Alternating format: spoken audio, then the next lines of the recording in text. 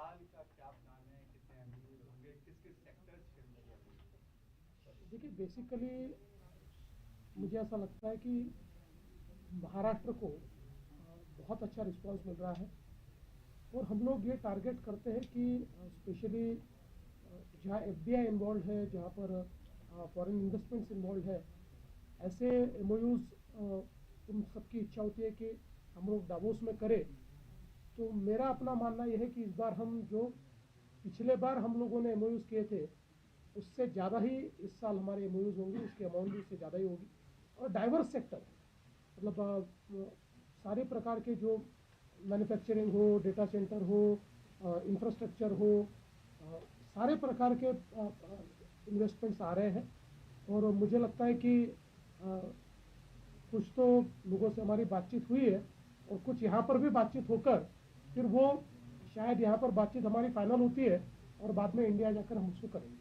Sir, amid this geopolitical situation, what Maharashtra will offer additional to the investors? See, what Maharashtra offers is credibility. So you don't have to offer anything more. In today's world, credibility is more than capital, and that is what Maharashtra has been doing. Whatever we have been saying, we have been delivering, and that is why you can see a huge and renewed interest in investing in Maharashtra. Of course, credit goes to our Honorable Prime Minister Shri Narendra Modi ji, who has created an atmosphere and an ecosystem where everybody wants to, invest in India, and we are here just to tell everybody the Maharashtra story and just to tell them that in India, Maharashtra is the best place to invest. And any sector, specific sectors which No, we are targeting all sectors because we have a very diverse portfolio, and after we finish our business, we'll be able to tell you. But I'm sure that at least in 10 to 12 different sectors, we'll be executing the MOUs. And how much of last year MOUs realized till now?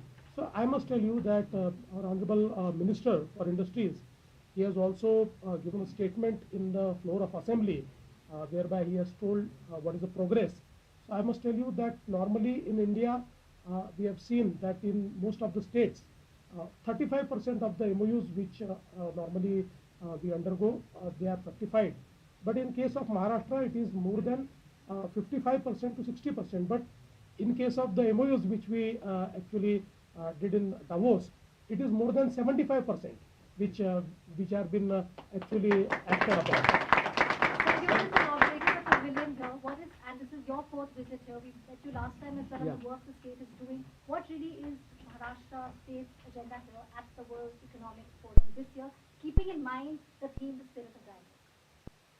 See, I think today we are in a connected world, and India and of course Maharashtra is a place which is a land of opportunities. We are here to showcase those opportunities. Ultimately, this is a place where you have to be relevant. We are here to show that we are relevant. We are the place for investment, and I'm sure that we'll stay connected to the people.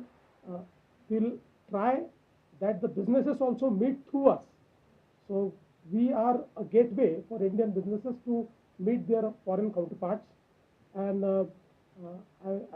I'm absolutely sure that at the end of the day, we'll be very successful. Sir, BMC में भी आपको एक शानदार जीत मिली है, तो क्या web से भी बॉम्बे के लिए, मुंबई के लिए कुछ स्पेशल एमओयूज हो सकते हैं जो मुंबई इंफ्रास्ट्रक्चर के लिए? बिल्कुल होने वाले हैं, और विशेष रूप से हम जो तीसरी मुंबई तैयार कर रहे हैं, उस तीसरी मुंबई के लिए बहुत बड़े पैमाने पर हम लोग निवेश देख रहे हैं, क्योंकि आज स्पेशली जो इंटरनेशनल फंड्स है, वो फंड्स भारत की ओर निवेश के लिए एक बहुत ही महत्वपूर्ण डेस्टिनेशन के रूप में भारत को देख रहे हैं। और आज हमारे पास वो अपॉर्चुनिटी, क्योंकि हमने जो इंफ्रास्ट्रक्चर तैयार किया है, और स्पेशली जो न्यू मुंबई का एयरपोर्ट है, हमारा अटल सेतु है, और बाकी जो इंफ्रास्ट्रक्चर तैयार किया है, उससे एक बहुत बड़ा अर्बन एग्लोमरेशन तैयार हो रहा है। मतलब मैं अगर कहूँ तो करीब 675 स्क्वायर किलोमीटर का एक पूरा एरिया ये ओपन अप हुआ है, जहाँ पर हम लोग एक प्रकार से नई मुंबई बसाना चाहते हैं। वहाँ हम लोग एजुसिटी तैयार कर रहे हैं, वहाँ हम मेडी सिटी तैयार कर रहे हैं, हम स्पोर्ट्स सिटी तैयार कर रहे हैं, हम इनोवेशन सिटी तैयार कर रहे हैं, वहाँ GCC सिटी तैयार कर रहे हैं। तो मुझे ऐसा लगता है कि थीम बेस्ड ऐसा एक बहुत हमारा अप्रोच बड़ा है कि जिसमें बहुत निवेश भी आएगा और बहुत अच्छे हाई पेड जॉब्स भी वहाँ पर तैयार होंगे। सर जिस तरह से कंपटीशन है और जिस तरह से अलग अलग टैरिफ और यहाँ पे वॉर हो रहे हैं, तो उस एंगल से आप इंफ्रास्ट्रक्चर या मैन्युफैक्चरिंग सेक्टर को किस तरह से देखते हैं? देखिए, पहली बात तो अगर आप बात करेंगे कि अलग अलग जो भारत के स्टेट्स हैं, तो उसमें मुझे ऐसा लगता है कि बहुत हेल्दी कंपटीशन है और कोई भी यहाँ पर आकर अगर सक्सेसफुल होता है तो हमारे लिए वो बहुत हर्ष की बात है, क्योंकि अल्टीमेटली इन्वेस्टमेंट भारत में ही आनी चाहिए, ये हमारा पहला गोल है।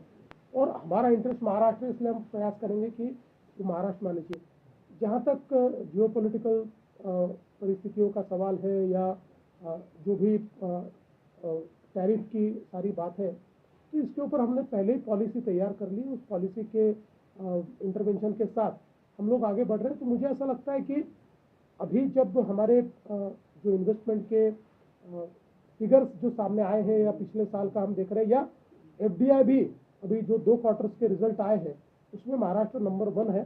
तो मुझे लगता है कि हमारी पॉलिसीज कहीं ना कहीं काम कर रही है, क्योंकि टैरिफ का एक अपना अलग विषय है जिसके ऊपर कुछ इंडस्ट्रीज को जो प्रॉब्लम है उसको भी हम लोग मदद कर रहे हैं।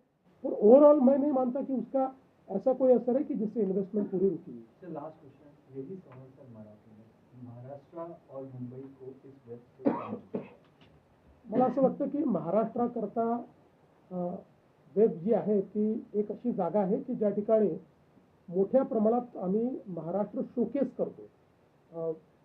इथे वर्ल्ड इकॉनॉमिक फोरम ही एक प्रकारची इन्व्हेस्टर्सची किंवा बिझनेसेसची चावडी आहे।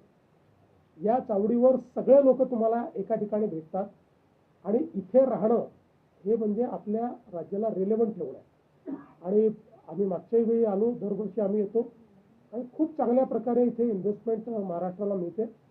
याही वेळी मला अपेक्षा आहे की खूप चांगल्या पद्धतीनं आम्हाला गुंतवणूक मिळेल।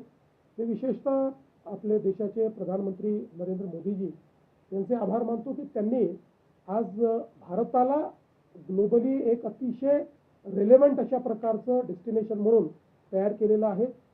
वेगवेगळ्या सेक्टरची इन्व्हेस्टमेंट भारतात येते। आमचा प्रयत्न आहे की ही जी इकोसिस्टम त्यांनी तयार केली आहे तिचा फायदा घेऊन महाराष्ट्राला पहिल्या क्रमांकावर भारतात ठेवायचं आणि ते सातत्याने आम्ही करू शकलेलो आहोत। त्यामुळे आताही ज्या इन्व्हेस्टमेंट येतील महाराष्ट्रातल्या, माझा अंदाज असा आहे की सगळ्या भौगोलिक क्षेत्रांमध्ये इन्व्हेस्टमेंट आम्हाला मिळतील।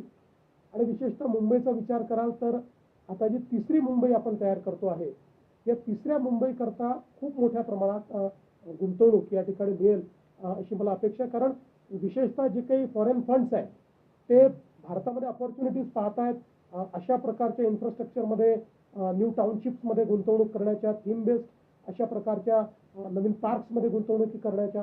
तर त्याकरता एक प्रकारे मी जर असं म्हटलं की मेन्यू कार्ड आमच्याकडे आहे की तुम्हाला कुठे करायचं सांगा, आमच्याजवळ ती जागा आहे, अशा पद्धतीनं सगळी तयारी करून आम्ही आलो। Thank you.